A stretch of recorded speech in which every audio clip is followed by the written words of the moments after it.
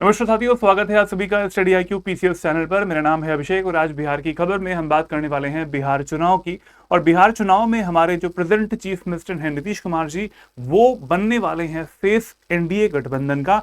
इसके बारे में इंफॉर्मेशन दे दी है केंद्रीय मंत्री श्री गिरिराज सिंह जी ने। जी हाँ, कल ही इनकी तरफ से बयान आया कि नीतीश कुमार जी ही होंगे एनडीए गठबंधन का चेहरा। और बिहार चुनाव की कुछ इंपॉर्टेंट डेट्स के बारे में भी आज हम बात करने वाले हैं, जिसके बारे में इंफॉर्मेशन दी है ज्ञानेश कुमार जी ने, जो है चीफ इलेक्शन कमिश्नर। आज ये वीडियो आपके आने वाले 1-2 महीने में, या फिर कह सकते हैं कि नवंबर में जो चुनाव होने वाला है उसके बारे में इंफॉर्मेशन देने जा रहा है। इस वीडियो को शुरुआत से अंत तक पूरा देखिएगा। लास्ट में क्वेश्चन भी है चुनाव से जुड़ा हुआ, उसका भी आंसर देना है आपको कमेंट बॉक्स में। देखते हैं कि इसका आंसर सही होता है। चलिए स्टार्ट करते हैं वीडियो को। और यहां पर आप देख पा रहे हैं न्यूज के आर्टिकल्स हैं। गिरिराज सिंह जी ने बोला है, Nitish is NDA CM face, no disagreement among the NDA partners. और बिहार चुनाव में एनडीए का सीएम फेस कौन है, गिरिराज सिंह ने इसके बारे में इंफॉर्मेशन दे दी है। साथ ही chief election commissioner Gyanesh Kumar ji ने भी बताया है कि बिहार असेंबली इलेक्शंस जो हैं वो 2 फेजेस में होने वाले हैं और काउंटिंग उसकी होगी 14 नवंबर को। तो 2 फेजेस में किन डेट्स में होंगे, इसके बारे में आज हम जानने वाले हैं। इससे पहले अगर हम देखें कि ये श्री गिरिराज सिंह जी हैं और माननीय नीतीश कुमार जी, जो कि चीफ मिनिस्टर हैं बिहार के इस टाइम पर, उनके बीच में वार्ता हुई है या फिर जो भी डिसीजन लिया गया है एनडीए गठबंधन की तरफ से, तो उसके हिसाब से चीफ मिनिस्टर का फेस जो है वो नीतीश कुमार जी ही होने वाले हैं। अब एक बार जरा देख लेते हैं एक टेंटेटिव जो सीट्स शेयरिंग है, जो कि अभी तक साझा नहीं करी गई है। वो जो पार्टीज यहाँ पर अवेलेबल है, जैसे कि जनता दल यूनाइटेड जेडीयू है, BJP Bharatiya Janata party, LJP-R यानी लोक जनशक्ति पार्टी रामविलास जी की पार्टी है जो, साथ में इसमें आते हैं HAM हम पार्टी आती है, हिंदुस्तानी अवाम मोर्चा, और RLM यानी राष्ट्रीय लोक मोर्चा। ये सारी जो पार्टीज हैं ये एनडीए गठबंधन का हिस्सा हैं। और लगभग ये टेंटेटिव लिस्ट है, वैसे लगभग ये जो सीट्स हैं इतनी रहने वाली हैं। 102 सीट्स जेडीयू की, 101 seats BJP, LJP-R 20 seats, HAM हम की 10 सीट्स और RLM की 10 सीट्स। ये संख्या चेंज हो सकती है। ये मैं अभी एक टेंटेटिव जो शेड्यूल है उसके हिसाब से, या फिर मैं एक साइड भी कर दे रहा हूं, दैनिक भास्कर की तरफ से ये इन्फॉर्मेशन लाई गई है। तो ये सीट की शेयरिंग होने वाली है। सीएम फेस होने वाले हैं हमारे चीफ मिनिस्टर जो प्रेजेंटली हैं, वो है नीतीश कुमार जी। चलिए ये बात तो हो गई आज हमारी इसमें कि फेस कौन होने वाला है। फिर आते हैं ज्ञानेश कुमार जी, जो कि चीफ इलेक्शन कमिश्नर है, काफी ज्यादा न्यूज में रहते हैं आजकल भी। आप सभी लोग जानते ही होंगे कि क्यों न्यूज में रहते हैं वो। तो एक तो पहली बात SIR के लिए जो बहुत समय से चल रहा है, सुप्रीम कोर्ट में गया भी है मामला, और बहुत सारी ऐसी चीजें हुई हैं जो कि क्वेश्चन उठा रही होती हैं इलेक्शन कमीशन के क्रियाकलापों पर भी। बट इससे आगे बढ़ते हैं, कंट्रोवर्सीज में ना पड़ते हुए, जो डेट्स हैं जिनके बारे में मैंने आज टाइटल में लिखा हुआ था उनके बारे में बात कर लेते हैं। बिहार विधानसभा चुनाव इस वर्ष 11 और 6 नवंबर को होगा, और 11 नवंबर को 2 फेजेस में होने वाला है, जैसा कि लिस्ट में लिखा हुआ था। काउंटिंग जो है वो आपकी होने वाली है 14 नवंबर को, 14 नवंबर को, और निर्धारित हो जाएगा कि कौन सी पार्टी जीतने वाली है। आप सभी लोग बताएं कमेंट बॉक्स में कि कौन सी पार्टी को आप वोट करने वाले हैं और क्यों करने वाले हैं, जरूर बताएं। और क्यों नहीं करने वाले हैं किसी और पार्टी को, वो भी बताइएगा।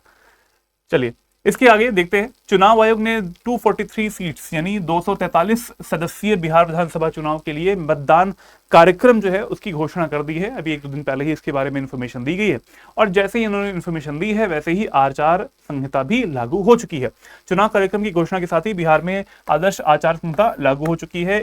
पहले चरण में 121 विधानसभा सीटों पर, 121 सीट्स पर चुनाव होने वाला है, जबकि दूसरे चरण में 122 सीटों पर होगा। लगभग बांट दिया गया है, आधी जो है 2 चरणों में होने वाला है। तो 121 और 122 सीट्स पर चुनाव होने वाला है 6 नवंबर और 11 नवंबर को। क्या आप रेडी हैं? क्या आपका नाम लिस्ट से हटाया तो नहीं गया है SIR लिस्ट में से?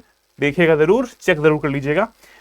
अगला कुछ पॉइंट है वो है, राज्य में 7 करोड़ 43 लाख मतदाताओं के लिए 90,712 से ज्यादा मतदान केंद्र रखे गए हैं। और मतदान केंद्रों में क्या सुविधाएं रहने वाली हैं, इनके बारे में बात कर लेते हैं। इतने सारे मतदान केंद्र हैं और साथ में हर मतदान केंद्र की वीडियोग्राफी भी होने वाली है।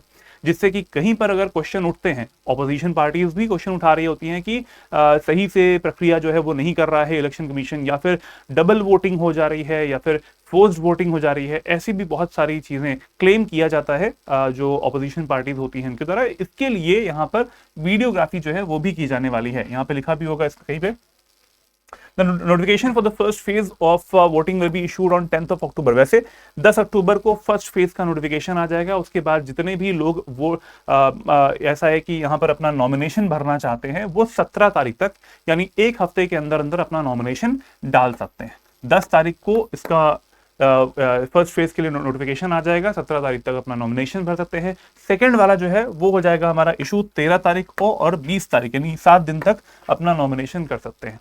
तो 2 फेजेस के लिए नोटिफिकेशन भी आएगा, 10 तारीख को और 13 तारीख को, और दोनों फेजेस के लिए जो नॉमिनेशंस हैं वो कब तक आने वाले हैं, वो आने वाले हैं 17 तक और 20 तारीख तक। चलो ये बातें हो गई।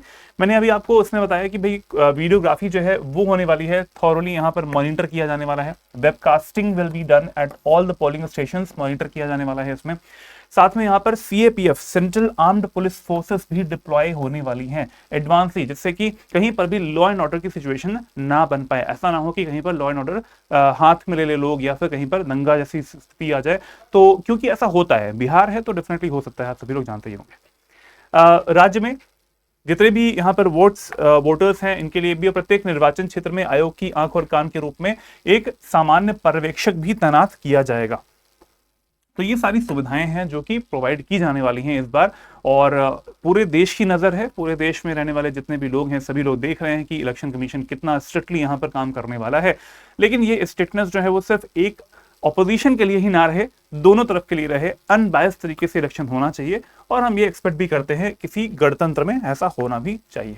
चलिए आगे बढ़ते हैं। आज का जो इतना टॉपिक था वो हमने डेट्स के बारे में कवर किया, और जो CM फेस होने वाले हैं NDA गठबंधन के, उनके बारे में बात करी, जो कि हमारे चीफ मिनिस्टर ही हैं। ये वाला क्वेश्चन दिया था मैंने लास्ट वाला जो बिहार की खबर था उसमें, आप सभी लोगों ने इसका आंसर किया भी होगा, नहीं किया है तो जरूर देख लीजिए इसका आंसर क्या हो सकता है। भारत में पहली भूमिगत मेट्रो रेल कहां पे शुरू की थी? वो शुरू की थी आपकी Kolkata metro. Kolkata metro is the right answer. आज का जो वीडियो है इसका क्वेश्चन है ये, इसका आंसर देना है आपको कमेंट बॉक्स में। VVPAT voter verifiable paper audit trail, full form इसका ये होता है voter verifiable paper audit trail. ये सबसे पहले इलेक्शन कमीशन ने कहां पर यूज किया था? केरला में, नागालैंड में, गोवा में, या फिर मणिपुर में? वीवीपैट प्रणाली का पहली बार चुनाव आयोग द्वारा उपयोग किया गया था कहां पर? ऑप्शंस आपके सामने हैं, ABCD ऑप्शंस आपको कमेंट बॉक्स में देना है। चलिए ये हो गया आज का क्वेश्चन। और अगर आप स्टेट PCS की तैयारी करना चाहते हैं, बिहार PCS की 72nd BPS की तैयारी करना चाहते हैं, तो आपके लिए स्टडी IQ लेकर आया है इस टाइम पर, क्योंकि सेल भी चल रही है, बहुत अच्छा मौका है। The great Indian festival sale आ चुका है। इस सेल में आपको हमारे सारे कोर्सेज पर मैक्सिमम डिस्काउंट्स मिलेंगे अगर आप मेरा कोड यूज करते हैं AKS Live। तो नीचे दिया हुआ एक नंबर भी है 76400300, इस नंबर पे कॉल भी कर सकते हैं आप लोग, जानकारी ले सकते हैं हमारे कोर्स आरंभ बैच के बारे में। आरंभ 11.0 ये एक फाउंडेशन का बैच है, शुरुआत से तैयारी करवाता है आपको प्री मेंस और इंटरव्यू स्टेजेस की। 2 वेरिएंट्स में है, एक है गोल्ड वेरिएंट, एक है प्लैटिनम वेरिएंट। गोल्ड वेरिएंट की वैलिडिटी आपको मिलती है 2 साल की 9,999 में आपको ये कोर्स मिल जाएगा, और 4 साल की वैलिडिटी वाला कोर्स प्लैटिनम वाला है, और इसमें ये आपको 16,999 का मिलता है। कुछ एक्स्ट्रा फीचर्स भी इसमें मिलते हैं आपको, जैसे कि EMI का ऑप्शन मिल जाएगा इसमें, एक साथ पूरा पेमेंट नहीं करना है, आप अगर इंस्टॉलमेंट्स में करना चाहते हैं तो वो कर सकते हैं। इसमें क्रैश कोर्सेस में आपको ऑलरेडी इनरोलमेंट मिल जाएगा। NCERT का रिकॉर्डेड कोर्स इसमें आपको मिल रहा है, बुक्स आपके घरों में आ जाने वाली हैं, और इंटरव्यू गाइडेंस प्रोग्राम के लिए ऑफलाइन फैकल्टीज या फिर जितने भी हमारे एक्स ब्यूरोक्रेट्स हैं उनसे भी आप यहाँ पर मिल सकते हो। तो platinum batch is the best batch. 2 या 3 लोग आपस में मिलके भी इस कोर्स को ले सकते हो। तो डिसाइड करें, AKS Live कोड का यूज जरूर करें, और सेल जो एंड हो रही है हमारी 11 अक्टूबर को, उससे पहले जरूर ले लें। अगर आप मुझसे जुड़ना चाहते हैं तो मेरा BPSC स्टडी IQ का टेलीग्राम चैनल ये है, मेरी email ID ये है, यहाँ पे आप मुझसे जुड़ सकते हैं email ID के माध्यम से भी, abhishek.singh@studyIQ.com। सेल का पूरा उपयोग करें और जल्दी से आ जाएं आरंभ 11.0 में। एडमिशन लेने के बाद में स्टार्ट करेंगे बहुत अच्छे से तैयारी। जैसे चुनाव है, जैसे बिहार का भविष्य लिखने वाला है ये चुनाव, वैसे ही आप भी अपना भविष्य लिख सकते हैं इस कोर्स में एडमिशन लेके। जय हिंद, जय भारत।